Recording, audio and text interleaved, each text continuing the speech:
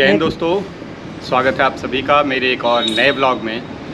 और आज के इस व्लॉग में ख़ास कुछ ये होने वाला है कि मैं जा रहा हूँ उत्तराखंड। आज के तारीख़ और दिन के हिसाब से जब आप इसे देखेंगे तो आपको तभी अंदाज़ा लग जाएगा कि मैं उत्तराखंड अगर जा रहा हूँ तो कहाँ जा रहा हूँ।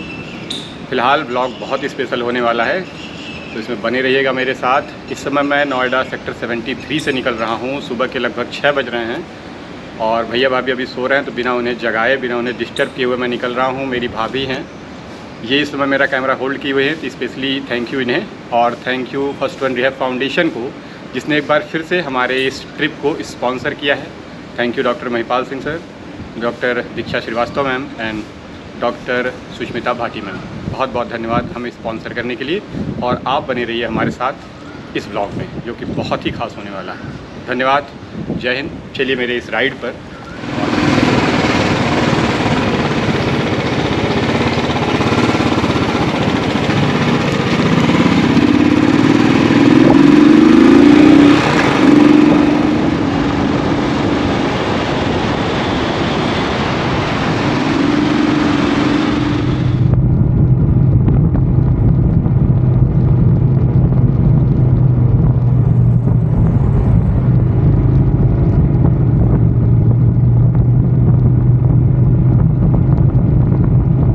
भाई काफ़ी सुबह, मतलब अभी तक की मेरी जितनी भी इस तरह की जर्नी हुई है और वो बाइक से, उनमें मैं ये कह सकता हूँ कि इस बार मैंने सबसे पहले स्टार्ट किया, मतलब early in the morning.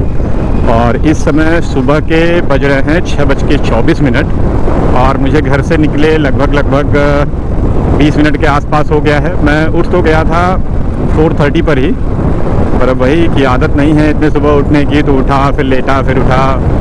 Last तक मुझे लगता है कि मैंने 4:45 तक बेड छोड़ दिया था, और फिर बाकी फ्रेश होना, तैयार होना, सामान पैक करना, बांधना और फिर निकलना, वो करते करते तो 6 बज ही जाते हैं। पर इस समय का जो फील है ना, इस समय ये राइडिंग की जो बात है ना, मैं क्या ही बताऊँ आपको, बहुत ही शानदार, बहुत ही मज़ेदार। ऊपर अभी सूरज चाचा उग रहे हैं एकदम अपनी लालिमा के साथ, और बहुत से लोग, मुझे लग रहा था इतनी सुबह मैं उठाऊँ बाकी लोग नहीं उठते, लेकिन मुझसे बहुत पहले से लोग उठ चुके हैं और लगातार चलते जा रहे हैं। हर किसी की मंजिल ही सबको दिखाई दे रही है, तो मैं भी अपनी मंजिल की तरफ ही बढ़ता हूँ। तो भाई, जब से हमारी यात्रा शुरू हुई है आज के दिन की, ये पहला टोल प्लाजा पड़ा हुआ है। आ चुका हूँ दिल्ली हरिद्वार हाईवे पर, और ये हाईवे लगभग 113 किलोमीटर का है और हमारा लक्ष्य है कि हम फाटा तक जाएं, जिसकी दूरी लगभग 500 किलोमीटर है नोएडा से। तो देखते हैं कहाँ तक हम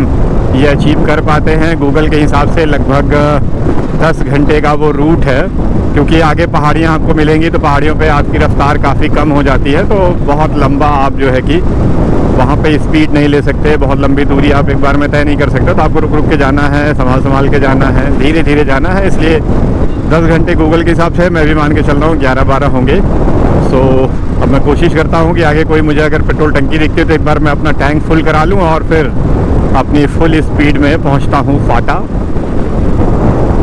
तो भाई, इस समय मैं हूँ मेरठ में और इस समय बज रहे हैं दिन के 7:12 और लगभग हमें घर से निकले 1.25 घंटे के आसपास हो गया है और अभी मेरठ ही पहुँचे हैं। ये दूसरा टोल प्लाजा है और ख़ास बात ये है कि मैं हूँ इस समय नेशनल हाईवे पर, इसलिए यहाँ पर हमारा कोई टोल टैक्स नहीं लगना है। अगर हम एक्सप्रेस वे पर होते तो हमारा टोल टैक्स ज़रूर लगता, पर हाँ, थोड़ा सा मैं रास्ता भटक गया था।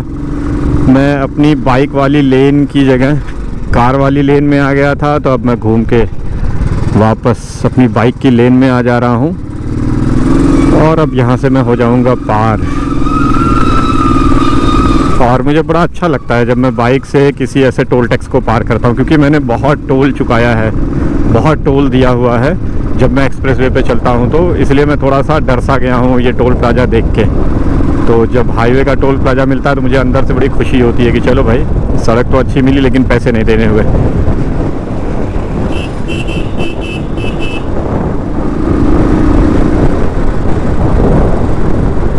ओहो, जिसका मुझे काफ़ी देर से इंतज़ार था वो अभी जाकर मिला है। मैं काफ़ी देर से सोच रहा था कि कोई पेट्रोल टंकी मिले और मैं एक बार अपना टैंक फुल करा लूँ, पर जब जब कोई पेट्रोल टंकी आती थी तब तब मैं देख नहीं पाता था और मेरे देखते देखते पेट्रोल टंकी निकल जाते थे। बट इस बार टाइम पे मुझे मिल गई है तो मैं एक बार फुल करा लूँ। भैया फुल कर दीजिए। नॉर्मल डालना या पावर वाला? नॉर्मल सर, पावर तो गाड़ी में होनी चाहिए।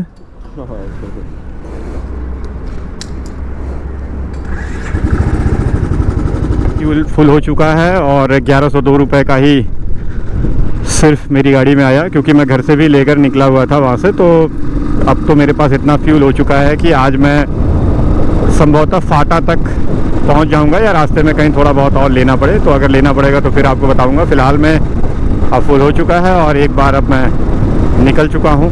और अब जहाँ तक लगता है अगर रास्ते में कहीं कोई ऐसी रुकावट नहीं आई तो फिर मेरा अगला स्टॉपेज होगा ऋषिकेश में ही। यहाँ से हरिद्वार की दूरी है 120 किलोमीटर, रुड़की 95 किलोमीटर। आप बिल्कुल सामने देख सकते हैं, अब हम उत्तराखंड की सीमा में एंटर करने वाले हैं। ये है देवभूमि उत्तराखंड का सबसे पहला स्वागत द्वार, जिस पे लिखा हुआ है देवभूमि उत्तराखंड में आपका स्वागत है। और अब ये हो गई हमारी एंट्री उत्तराखंड में।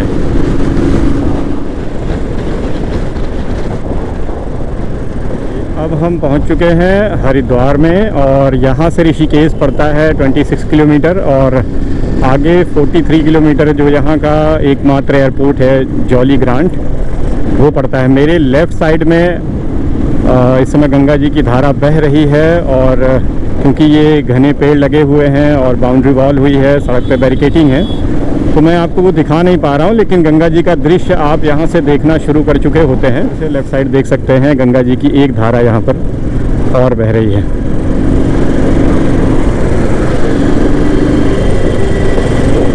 और आप यहाँ से भी देख सकते हैं गंगा जी का ये नज़ारा। लगभग 6 बजे से हम चले थे नोएडा से और इस वक्त हो रहा है 9:40। इस वक्त मैं पहुंचा हूं हर की पैड़ी पर और बहुत ही खुशनुमा मौसम है यहाँ का, बहुत ही शानदार फीलिंग आ रही है। और आप मेरे बाएं तरफ का ये नज़ारा देख सकते हैं, ये नज़ारा है हर की पैड़ी का।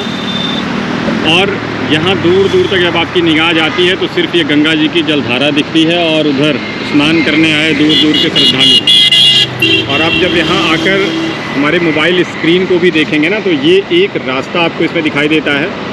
बाकी आप चाहे लेफ़्ट जाएं, राइट जाएं, अप जाएं, डाउन जाएं, आपको सिर्फ गंगा जी की जलधारा ही दिखती है।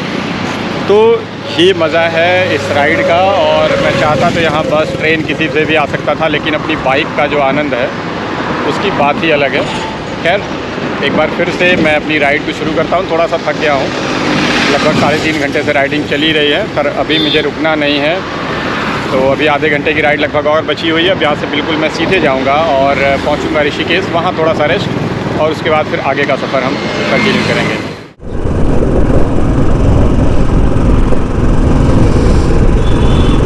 तो दोस्तों अब हम आ चुके हैं एक तिराहे पर, जहाँ से राइट साइड हम जाएंगे तो यहाँ के एम्स में चले जाएंगे और लेफ़्ट साइड जाएंगे तो चार धाम मार्ग, ऋषिकेश, तपोवन, लक्ष्मण झूला। और हमें इसी रास्ते पर जाना है तो हम लेफ़्ट हो चुके हैं। और अब यहाँ से कुछ ही दूरी पर ऋषिकेश है, उससे थोड़ा सा आगे तपोवन है। तो ऋषिकेश, तपोवन, अगर यहाँ पर आप आके स्टे भी करना चाहते हैं, कुछ एक्टिविटीज़ में भी पार्टिसिपेट करना चाहते हैं तो आप यहाँ पर कर सकते हैं, क्योंकि यहाँ पर ढेर सारी एक्टिविटीज़ कराई जाती है। और सबसे बढ़िया तो ये सीज़न चल रहा है रिवर राफ्टिंग का, तो आप यहाँ पर आके गंगा जी में राफ्टिंग भी कर सकते हैं।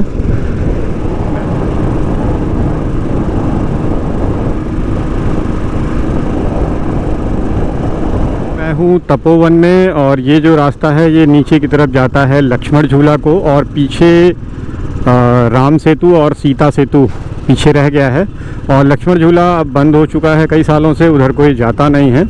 नोएडा से चलने के बाद ये मेरा पहला स्टॉपेज है, जो कि तपोवन से लगभग 2-3 किलोमीटर आगे है। और यहाँ पे पहले भी मैं आ चुका हूँ, तो मैंने कहा कि चलो वहीं पर चिप जगह है जहीं पर कुछ खाया पिया जाएगा। तो ये मैंने एक प्लेट आलू पराठा ले लिया है और ये एक कोल्ड ड्रिंक। लगभग 10-15 मिनट खाने पीने में लगेगा। उसके बाद मैं आधे घंटे और यहाँ पर रुकूँगा, क्योंकि थोड़ा सा मेरा मोबाइल डिस्चार्ज हुआ है, तो उसको मैंने चार्ज पे लगाया है। सारी चीज़ें हो जाती, थोड़ा रेस्ट करके फिर निकलूँगा। तो अब अगला हाल्ट देखते हैं कहाँ है, क्योंकि आज मुझे 5 बजे तक तो पहुँचना है फाटा, इसलिए ज़्यादा मैं रुकूँगा नहीं। फ़िलहाल मैं खाने पे कंसंट्रेट करता हूँ, फिर मिलते हैं।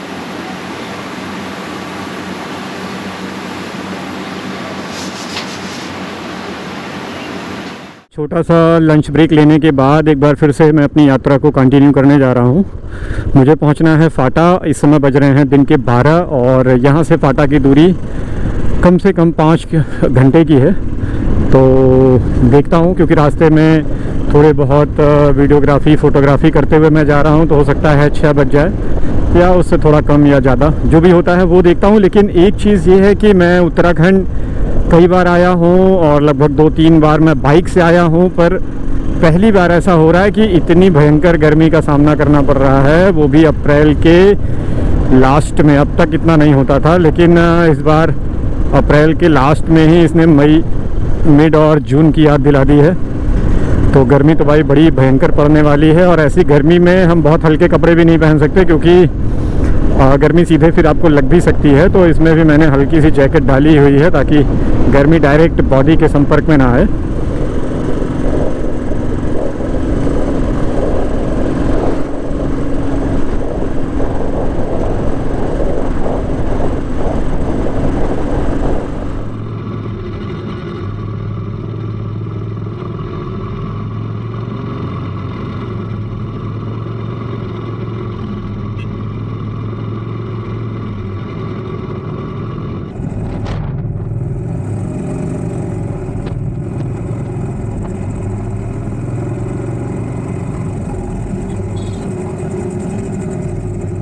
भाई साहब, इस समय कहीं भी घूमने लायक नहीं है। इस समय मैं कौड़ियाला से लगभग 7-8 किलोमीटर और ऊपर आ चुका हूँ, और गर्मी इतनी भयंकर है कि कहने वाली बात नहीं। आपको कहीं जल्दी छाया मिलने वाली नहीं है, और ऊपर से कोई आप उम्मीद मत करिए कि कुछ छाया और कुछ ठंडक आपको मिल पाएगी। जब तक तपन है, जब तक सूरज है, तब तक आपको गर्मी लगनी ही लगनी है। तो मैं रुका था यहाँ पर, मैंने पानी लिया, पानी पिया। और आप भी अगर ऐसे यात्रा करते हैं तो कोशिश करें कि पानी ना कम होने पाए। गर्मी चाहे जितनी पड़ जाए चलेगी, पर पानी पीने में कोई कमी मत कीजिएगा। मैंने पानी पी लिया है और एक बार फिर से मैं अपनी यात्रा को शुरू करने वाला हूँ। पर बहुत ज़्यादा गर्मी है, बहुत भयंकर। तो दोस्तों, इस समय मैं हूँ उत्तराखंड के टिहरी गढ़वाल ज़िले में, और इस स्थान को कहते हैं देवप्रयाग। देवप्रयाग ये पंचप्रयाग में से एक है, और यहीं पर भागीरथी नदी और अलकनंदा नदी का संगम होता है। और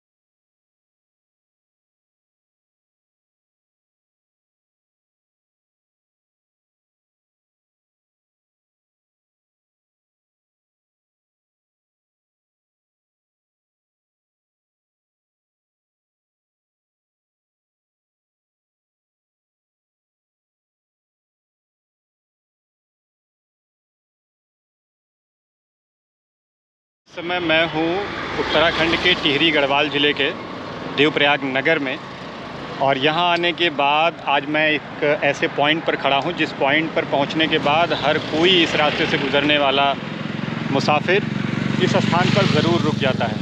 ये वो स्थान है जिसे पंचप्रयाग में से एक कहते हैं, देवप्रयाग। और यही वो स्थान है, आप वहाँ नीचे देख लेंगे कि एक तरफ से अलकनंदा नदी आती है और दूसरी तरफ से भागीरथी, और इसी स्थान पर उन दोनों नदियों का संगम होता है। और यहीं से ये दोनों नदियाँ अपना नाम बदलकर गंगा का रूप ले लेती हैं, और आगे ये नदी जहाँ तक जाएगी इस नदी को गंगा नदी ही कहा जाएगा। यहाँ हिंदू धर्म की मान्यता के हिसाब से यह बहुत ही पुण्य प्रयाग है, और यहाँ पर स्नान बहुत ही फलित स्नान है।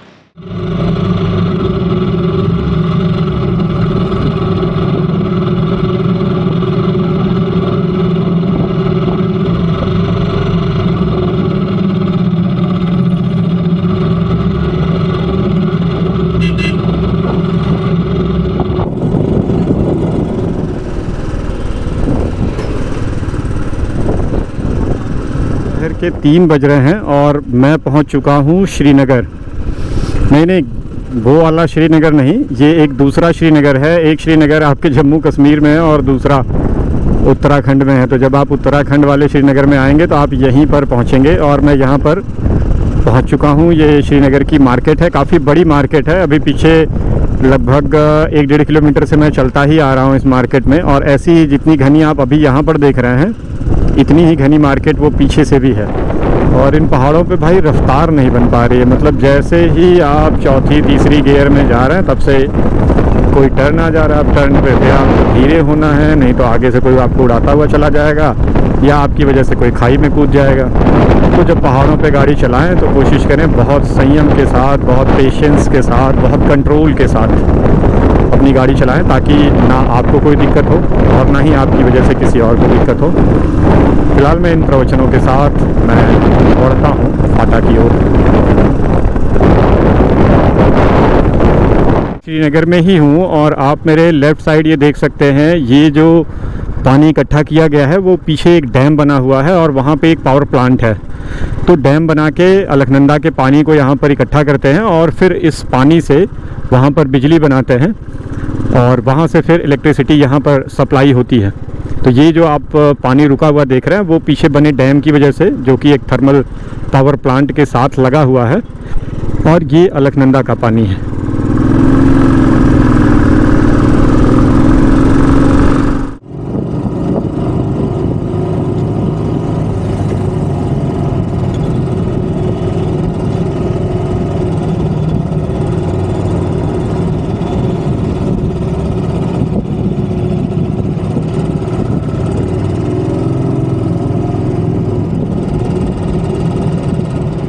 हालत तो काफ़ी ख़राब हो गई है दोस्तों, चलते चलते मतलब थोड़ा धूल और धूप की वजह से चेहरा बहुत दिखाने लायक तो नहीं रह गया, लेकिन फिर भी आपको मैनेज करना पड़ेगा।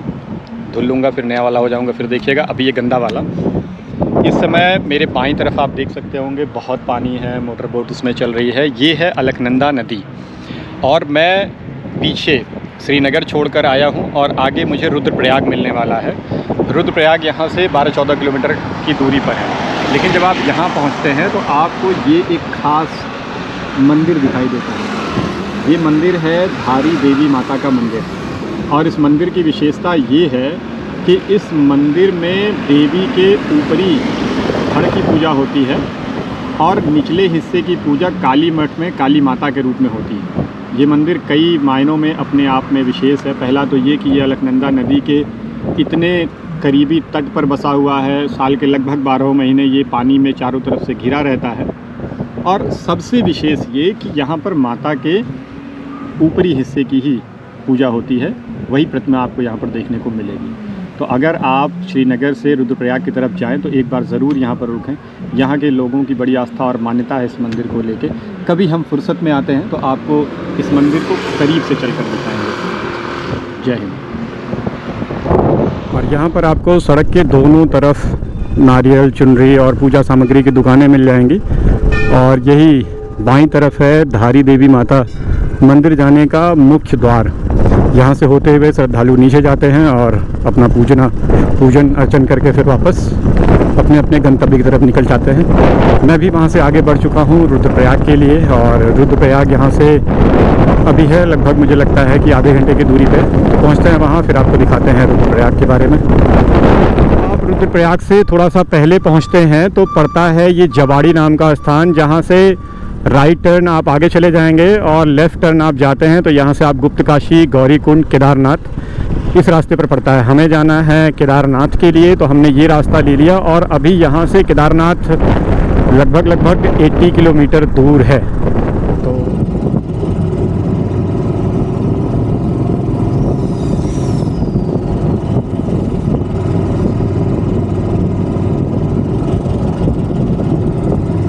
तो इस समय मैं हूँ रुद्रप्रयाग मार्केट से थोड़ा सा पहले संगम पॉइंट पर। मैं इस समय हूँ रुद्रप्रयाग संगम के इस पॉइंट पर, जहाँ पर अलकनंदा और मंदाकिनी नदी का संगम होता है। कहते हैं कि अलकापुरी ग्लेशियर से अलकनंदा नदी की उत्पत्ति होती है, और यहाँ पर जब अलकनंदा नदी आती है तो मंदाकिनी से उसका मिलन होता है और यहाँ से मंदाकिनी नदी समाप्त हो जाती है और आगे जो नदी जाती है वो अलकनंदा ही कही जाती है। तो ये है वो संगम, मेरे पीछे आप देख सकते हैं, जहाँ पर अलकनंदा और मंदाकिनी नदी का संगम होता है। और अब इसकी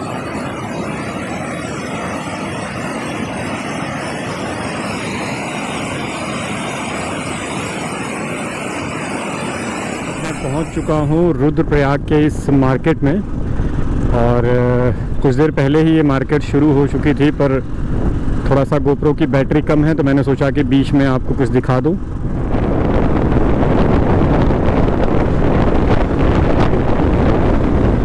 अभी मैंने पार किया है भीरी का मार्केट और जब आप भीरी मार्केट पार करते हैं तो आपको ये राइट साइड चढ़ने के लिए मिलता है, जहाँ से तुंगनाथ, चोपता, ये सारे मंदिरों के लिए रास्ता जाता है। ये ऊपर वाला, मैं इस समय सेमी गुप्तकाशी के इन रास्तों से गुजर रहा हूँ। अभी यहाँ से गुप्तकाशी मंदिर लगभग 3 किलोमीटर की दूरी पर है और यहाँ से फाटा की दूरी लगभग 18 से 19 किलोमीटर है। ऊपरधारी देवी माता के शरीर का जो निचला हिस्सा है उसकी पूजा यहाँ पर होती है और ऊपर वाले हिस्से का जो मैंने आपको पहले दिखाया था कि धारी देवी मंदिर में होती है, तो यही था काली मठ मंदिर। यही है विश्वनाथ मंदिर का प्रवेश द्वार। जब डोली यात्रा आती है तो इसी मंदिर के प्रवेश द्वार से ऊपर जाती है, जहाँ पर डोली का विश्राम होता है। और ये पूरा एरिया है गुप्तकाशी का बाज़ार।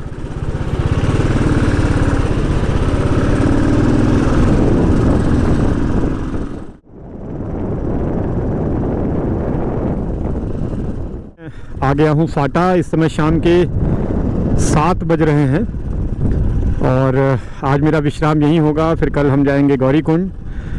हमारे दोस्त हमसे पहले पहुंच चुके हैं, उन्होंने यहाँ पर रहने का अरेंजमेंट कर लिया है और अरेंजमेंट इसी दिशा में है, तो मैं अभी इस रैंप से ऊपर की तरफ जा रहा हूँ।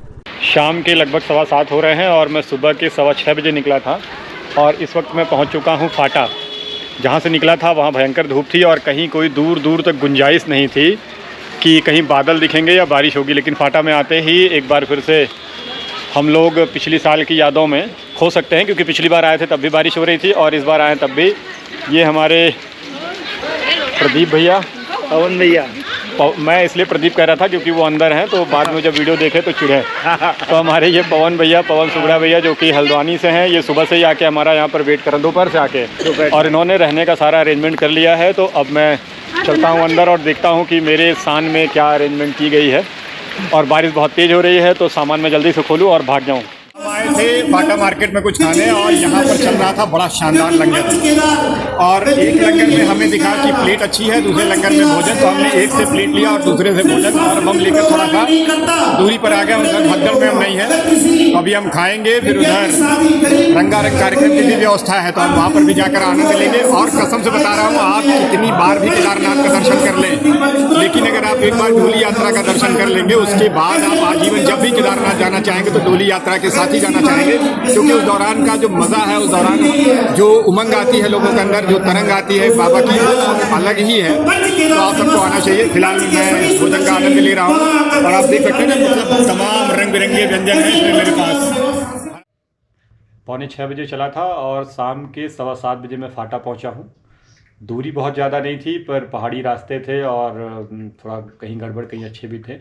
और फिर मेरे साथ इंस्टा 360, फिर कभी गोप्रो ऑन करो, फिर कभी ड्रोन ऑन करो, फिर कभी कहीं पानी पी लो, इन सब के चक्कर में भी मैंने काफ़ी घंटे खाए। तो लगभग 13.5 घंटे मैंने आज मोटरसाइकिल चलाई है और अब मैं यहाँ पहुँचा हूँ। यहाँ का तापमान इस समय लगभग 11 से 12 डिग्री के आसपास है। ठंड काफ़ी लग रही है और हम लोग खा पी कर आ चुके हैं। हम लोग कहने का मतलब ये कि ये हैं हमारे पवन सुगरा जी, जो कि हमारे हल्द्वानी के साथी हैं, और वो प्रदीप जी।